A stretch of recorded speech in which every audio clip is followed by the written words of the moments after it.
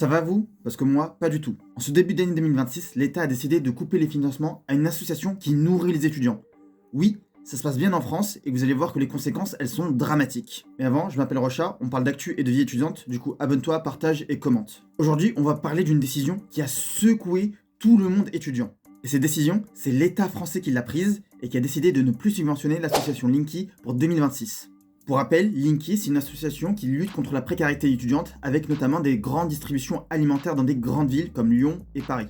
Là où cette décision fait débat, c'est que la subvention de l'État représentait 40% du budget de l'association Linky. Autrement dit, et pour le dire de manière totalement crue, c'est toute l'association qui est fragilisée, toute son organisation et même sa logistique, mais aussi des milliers d'étudiants qui sont précaires, qui vont se retrouver avec un accès vital qui va être beaucoup plus restreint. Voire le perdre tout simplement qu'on se le dise clairement. Et c'est pas moi qui le dis, c'est le président de l'association lui-même, Julien Mémon, qui dit que l'association doit se préparer à de grandes difficultés dans le futur. Et les réactions à ces décisions, elles ont été très virulentes, notamment de la part de l'UNEF. 2 semaines après l'annonce, l'UNEF dénonce un mépris total de la part de l'État. En effet, pour ce syndicat étudiant, cette décision est d'autant plus grave car les aides actuelles sont nettement insuffisantes, le coût de la vie n'a cessé d'exploser, le prix des loyers étudiants est de plus en plus cher et la précarité étudiante ne cesse d'augmenter depuis ces dernières années. Et pour l'UNEF, le constat est simple, ce genre d'associations comme Linky font un travail que l'État ne fait plus. Et l'UNEF le dit clairement.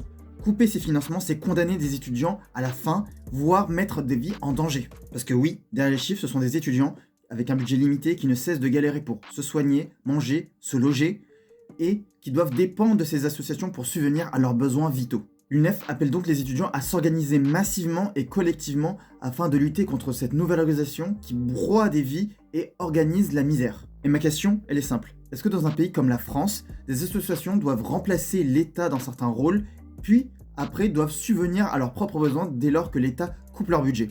Dites-le moi en commentaire. A plus!